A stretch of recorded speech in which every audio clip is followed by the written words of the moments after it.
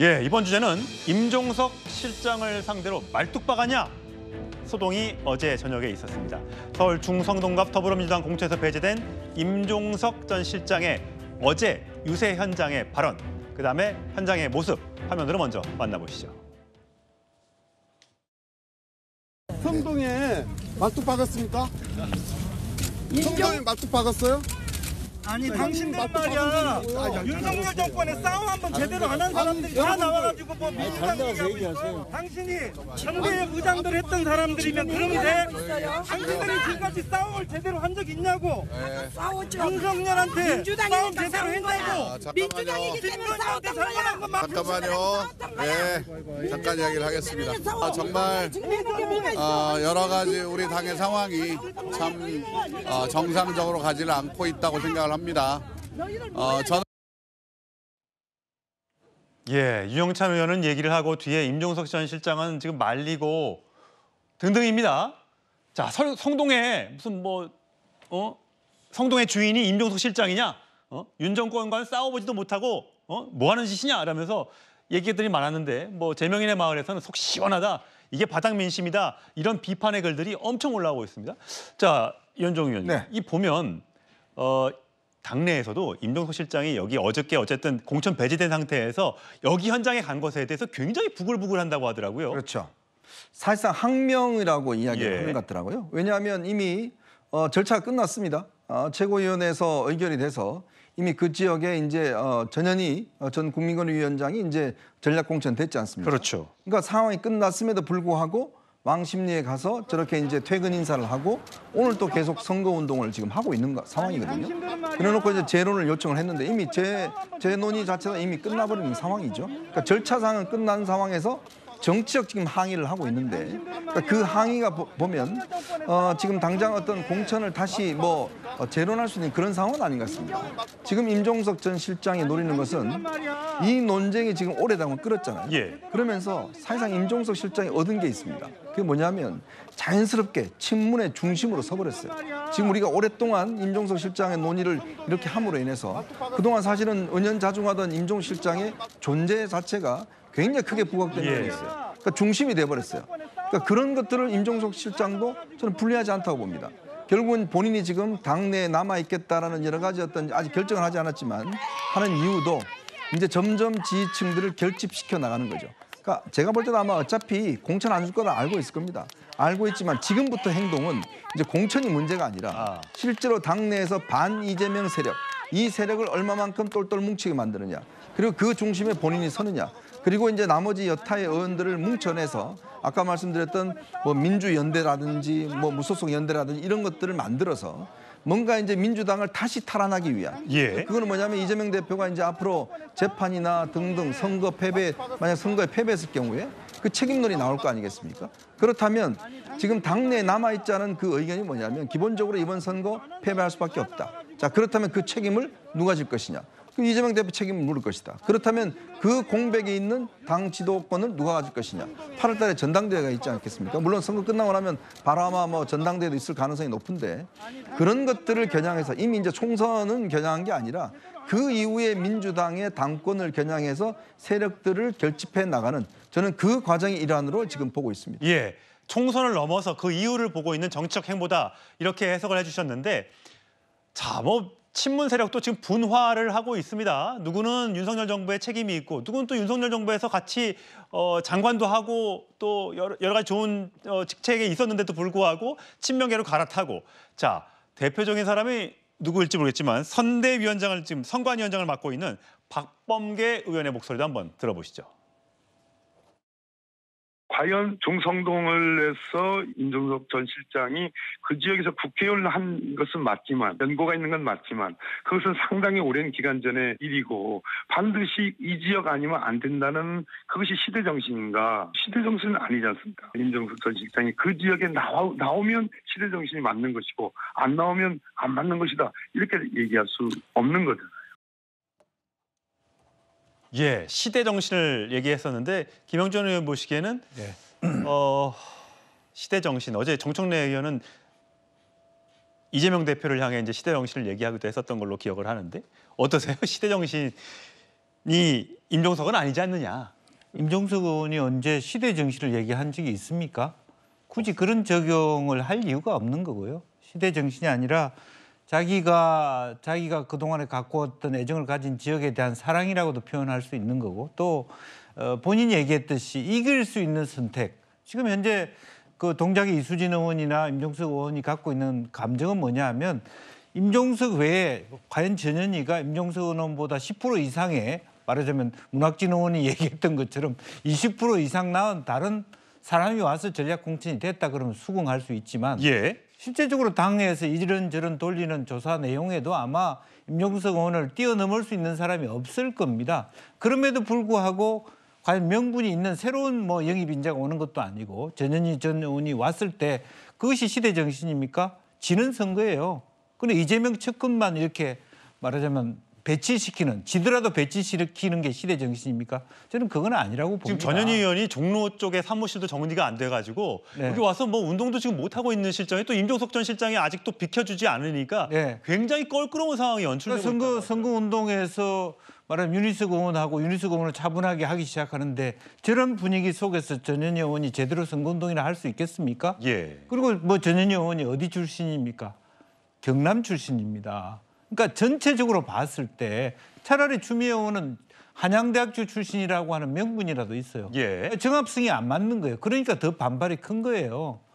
그게 과연 시대 정신입니까? 아무 명분도 없고 자기를 말하자면 옹호했다는 이유로 변호했다는 사람으로 다 공천을 채우는 게 시대 정신입니까? 예. 그건 말이 안 된다고 봅니다. 예. 어제 이재명 대표가 서대문에 있는 한 헬스클럽에 가서 그 러닝머신에서 막 뛸 때 그 앞에 임종석 전 실장의 이 사퇴 기자회견 화면이 나가서 굉장히 화제가 됐었는데 당연히 오늘도 본회의장에 지금 이제 투표하러 들어갔던 이재명 대표를 향해서 저 장면이죠. 하필이면 딱 저 시간에 가가지고 굉장히 껄끄러웠을지 모르겠습니다. 보통 저 화면이 안 켜지기도 하는데 저렇게 켜져서 저걸 바라보는 이재명 대표의 생각은 어땠을까라는 생각은 좀 듭니다. 자, 오늘 이재명 대표가 국회 본회의장에 투표를 하기 위해서 들어갔을 때 당연히 저 장면에 대해서 임종석 전 실장에 대해서 기자들이 물어봤겠죠. 어제는 뭐 탈당도 자유다 이런 발언을 바로 내려놨습니다만 오늘은 과연 어떻게 얘기를 했을까요? 한번 들어보시죠. 임종석 실장이 어제 왕십리에서 이제 퇴근길 인사를 강행했는데 어떻게 보셨는지요? 탈당 수사했는데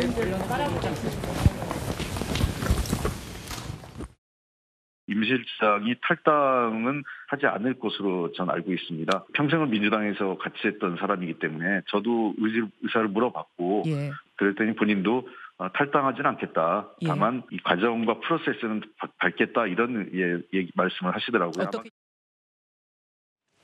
네, 홍 원내대표가 나름 임종석 전 실장하고 친한가 봅니다. 본인이 알아본 바로는 탈당하지는 않을 것 같고 그러니까 무소속 출마나 제3지대로 갈 것 같지는 않고 민주당에 남아서 이 불출마 후에 당권에 도전하는 그런 시나리오가 조금 더 설득력을 얻고 있는 것 같아요. 자, 과연 그렇다면 본인이 생각하고 있는지는 모르겠습니다만 여러분들의 해석처럼 임종석 전 실장이 당대표에 도전하는 그런 상황이 오게 될까요? 또 다른 해석도 있는 것 같습니다. 친문 세력의 결집을 임종석 전 실장이 아닌 조국 전 장관이 할 수도 있다라는 해석을 하는 분도 있습니다. 그 목소리 들어보시겠습니다. 지금 민주당 분위기 보면 백석도 힘든데 저는 총선 끝나면 이재명 가고 조국 온다. 지금 민주당 공천 파동의 최대 수혜자가 조국 신당이에요. 민주당이 폭망하게 되는데 과연 이재명 대표가 제대로 당권을 유지할 수 있냐. 저는 바로 이재명 대표 가고 조국 대표가 온다. 이렇게 생각을 합니다. 왜냐하면 예, 이현정 의원님 과거에 그러니까 이제 민주당에서는 그러니까 그 영남 출신의 대선 후보가 나오면 필승한다 그런 게 있었잖아요. 그래서 그렇죠. 노무현 전 대통령도 그랬고 문재인 전 대통령도 그랬고 그래서 친문의 적자가 누구냐, 영남의 적자가 누구냐. 그래서 뭐 김경수 전 지사도 있었고 뭐 유시민 전 이사장도 있었고 여러 사람이 있었는데 다 안 되고 뭐 조국 전 장관도 있었는데 결국은 이 법무부 장관에서 낙마하면서 그것도 이제 물거품이 됐는데 지금 저런 해석에 대해서 혹시 동의하십니까? 근데요, 조국 전 장관은 어디 가시는 거 예약돼 있는 상황 아닌가요? 아직은 모르니까요. 네, 그러니까요. 뭐 곧 아마 이제 그 예약이 된 거 발권이 되면 이제 가셔야 될 상황이기 때문에 저는 글쎄 얼마나 시간적으로 보면 뭐 여유가 있겠지만 그러나 과연 이제 중심에 설 수 있을까? 저는 좀 그런 동의할 수 없는 거고요. 왜냐하면 일단 이게 명분적으로 보면 자 이재명 대표를 겨냥해서 그러면 대항을 하기 위해서는 도덕적으로 일단 깨끗해야 됩니다. 자 그래야지만이 뭔가 이게 각이 서지 않겠어요. 예. 근데 비슷비슷한 사람끼리 설 수가 있겠습니까? 곧 아마 가실 분들이 그건 말이 안 되는 이야기거든요. 오히려 제가 볼 때는 김경수 전 경남지사가 지금 영국에서 공부하고 있습니다만은 지금 만약에 이제 된다 그러면 앞으로 아마 다시 돌아올 가능성은 저는 충분히 있다고 봅니다. 복권이 안 됐죠. 그렇죠. 복권이 아직 안 됐기 때문에 복권만 내려진다 그러면 실질적으로 이제 친문의 어떤 중심.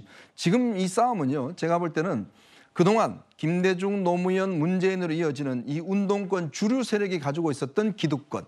이거를 지금 비주류인 이재명이 이제 깨겠다는 거거든요. 예. 밀어내고 본인이 주류로 서겠다는 그 투쟁이거든요. 예. 그 투쟁이고 이거는 물러나지 않겠다는 게 이제 지금 이쪽 세력인데 그렇다면 이쪽 세력이 물러나지 않으려고 그러면 나름대로 이재명 대표와는 좀 다른 뭔가 어떤 도덕적으로 분명하고 선명하고 뭔가 결집시킬 수 있는 필요가 있지 않습니까? 그러기 위해서는 임종석 전 실장도 그런 부류가 될 수 있겠습니다만은 그러나 임종석 실장은 일단 호남 출신입니다. 자 그러면 지금 상황에 볼 땐 또 지금 수사도 받고 있어요. 예. 오히려 이제 김경수 전 지사가 이제 언제쯤 오느냐 이 문제에 따라 달라질 것이고 당장 이번 총선에서는 아마 조국 신당이 상당히 저는 좀 예상외로 선전할 가능성도 있다. 왜냐 비례정당으로 가게 되면 지금 현재 이재명 대표가 추진하고 있는 게 기존 운동권이 아니라 운동권에도 비주류. 즉 진보당이라든지 이런 사람하고 지금 같이 하는 거잖아요. 그렇다면 여기에 실망한 사람들이 있을 겁니다. 이분들은 사실은 조국 신당 쪽으로 갈 수가 있어요. 그러니까 오히려 이 조국 신당 쪽으로 오히려 이번에 많이 몰려갈 수는 있지만 그렇다고 해서 조국 전 장관이 그 자리를 대체하기에는 저는 여러 가지 사법적으로나 이런 문제에 있어서 어렵지 않겠는가라는 생각이 많이 듭니다. 예, 지금 뭐 이재명 가고 조국 온다라는 뭐 일각의 해석입니다만 이 가능성은 좀 낮아 보인다는 게 이현정 의원의 말씀이셨어요. 자, 근데 사실 임종석 실장이나 친문 세력들이 납득을 하지 못하는 이유는 아마 여론조사 결과 때문일 것 같아요. 여론조사에서 현장을 돌려보면 이렇다는 겁니다. 26일에서 27일 최근에 실시한 여론조사입니다. 물론 가상 대결이죠.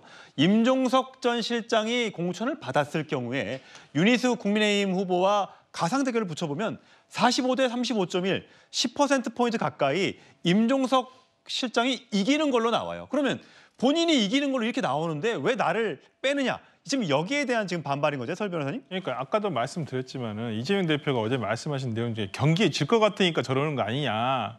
경기에 질 것 같지가 않잖아요. 우리가 방금 봤지만은. 그렇기 때문에 저는 개인적으로는 이번에도 민주당 내에서 세대 교체가 돼야 된다. 특히 586 운동권이 교체가 돼야 한다는 저는 그 생각은 가지고 있어요. 근데 지금 이런 과정상의 매끄럽지 못한 부분 그리고 과정상에서 불공정한 부분들 때문에 지금 임종석 어떤 그 전 실장이 어떤 배제된 부분에 대해서 상당히 국민들이 우려를 하고 있고 그리고 민주당 강성 지지층 등은 지금 커뮤니티나 이런 데 가보면 너무 잘하고 있다 그래요. 민주당 공천이.